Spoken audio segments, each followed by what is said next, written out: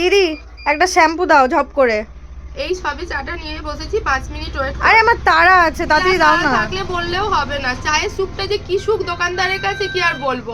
রুটি খেলে ভাত মুড়ি খেলে তাও ছেড়ে দিতাম, চাটা ঠান্ডা হয়ে গেলে ছাড়তে পারবো না। 5 মিনিট দাঁড়াও, আগে চাটা খাবো তারপরে তোমার মাল দেবো। তাহলে আমি পাশের দোকান থেকে নিয়ে নিচ্ছি। হ্যাঁ হ্যাঁ নিয়ে নাও, আজকে এমনিতেও মেয়েটা আসে না, আমার কোনো দরকার নেই। যাও যাও, আমি চাটা মনের সুখে খাই। কি রে বোন, মরে পড়ে গেলি নাকি? এখানে আমি চায়ের জন্য মরে যাচ্ছি, তুই এক কাপ চা দিয়ে যেতে পারছিস না? এই ঠান্ডাতে আমি কি করে কাজ করবো বল? চা না খেলে কাজ করা যায়? মা তো বাড়িতেই নেই, চা কি করে দিয়ে আসবো? বাকি কিছু কাজ করছিস না তো? লেপের তলায় শুয়ে আছিস তো? তাড়াতাড়ি চাটা দিয়ে যা, না হলে কিন্তু খুব বাজে হবে। আমি কি চা করতে পারি নাকি? ঠিক আছে, আর কোনো জিনিস চাইবিও না, মনে রাখবি। আজকে তুই চা দিলি না, আজকে কিচ্ছু টাকা তুই চাইবি না, ঠিক আছে? আমি চা বাইরে থেকে খাবো, বাইরের দোকানটাও আজকে বন্ধ। কোথা থেকে আমি চাটা খাবো? চা না খেলে কাজ করা যায়?